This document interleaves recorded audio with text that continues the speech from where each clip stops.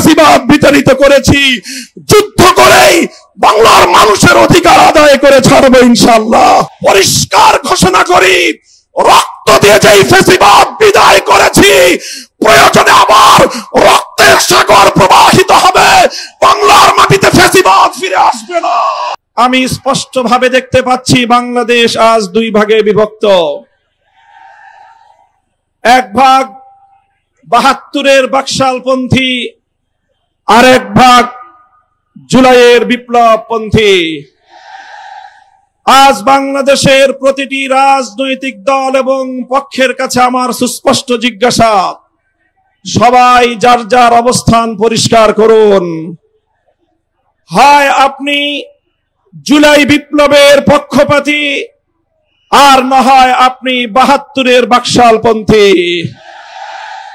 ৭২-এর পরাজিত বাকশালপন্থীরা আগামী 13ই নভেম্বর বাংলাদেশের বিরুদ্ধে লকডাউনের নামে যুদ্ধের ঘোষণা দিয়েছে।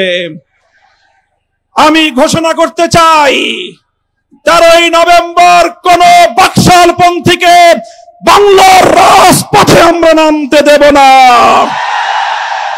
যদি কেউ নামবার অপচেষ্টা চালায়, আমরা তাদেরকে রাজপথে মোকাবেলা করব ইনশাআল্লাহ।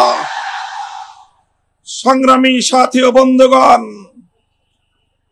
2024-এর জুলাই বিপ্লব সহস্রাধিক তাজা প্রাণের রক্তের বিনিময়ে অর্জিত এই বিপ্লব।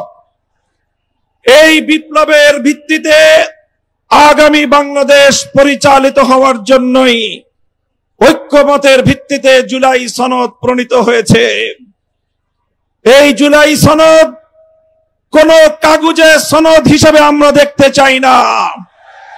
জুলাই সনদকে আমরা আগামীর বাংলাদেশের রূপরেখা হিসেবে দেখতে চাই। এজন্য আমরা দলের পক্ষ থেকে বলেছি, অনতিবিলম্বে জুলাই সনদকে সরকারি আদেশের মাধ্যমে এর প্রাথমিক আইনি ভিত্তি প্রদান করতে হবে। এরপরে আগামী ত্রয়োদশ জাতীয় সংসদ নির্বাচনের পূর্বেই গণভোটের মাধ্যমে জুলাই সনদকে চূড়ান্ত আইনি ভিত্তি প্রদান করতে হবে। এর ব্যত্যয় হলে জুলাই বিপ্লব পন্থীরা বরদাস্ত করবে না, সেটা মানবে না। আমরা সুস্পষ্ট ঘোষণা দিতে চাই, আমাদের জুলাই যোদ্ধাদের, জুলাইয়ের বিপ্লবে শাহাদাত বরণকারী বীর শহীদদের রক্ত মারিয়ে জুলাই বিপ্লবের, জুলাই সনদ বাস্তবায়নের গণভোট ছাড়া বাংলার মাটিতে আমরা আর কোনো কিছুই হতে দেব না। আমি জানি না জাতীয় নির্বাচনের আগে জুলাই সনদ বাস্তবায়নের লক্ষ্যে গণভোট হলে কার কি সমস্যা, সেটা আমাদের বুঝে আসে না।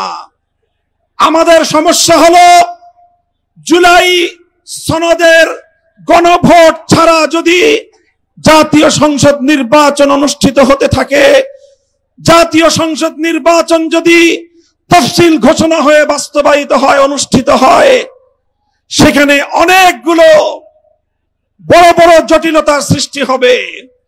তার মধ্যে অন্যতম একটি হলো, দ্বিকক্ষ বিশিষ্ট জাতীয় সংসদের উচ্চ কক্ষ কিভাবে গঠিত হবে, কিভাবে রাজনৈতিক দলগুলো তাদের নির্বাচনী ম্যানিফেস্টো তৈরি করবে, জাতির সামনে তারা তাদের উচ্চ কক্ষের 100 সদস্যের তালিকা কিভাবে প্রকাশ করবে, এই সকল বিষয়ের কোন সদুত্তর তাদের কাছে নাই। যারা জুলাই সনদের গণভোট জাতীয় সংসদ নির্বাচনের আগে অনুষ্ঠানের ক্ষেত্রে বিরোধিতা করছেন, আমরা তাদের সমস্যার কথা জানতে চাই। কোন যুক্তি নাই, কোন যুক্তি নাই। তারা জুলাই সনদের বাস্তবায়নকে ঠেকিয়ে দিয়ে বাংলাদেশে আবার ফ্যাসিবাদ কায়েম করবার ষড়যন্ত্র করছে। পরিষ্কার ঘোষণা করি, রক্ত দিয়ে যেই ফ্যাসিবাদ বিদায় করেছি, প্রয়োজনে আবার রক্তের আসবে না।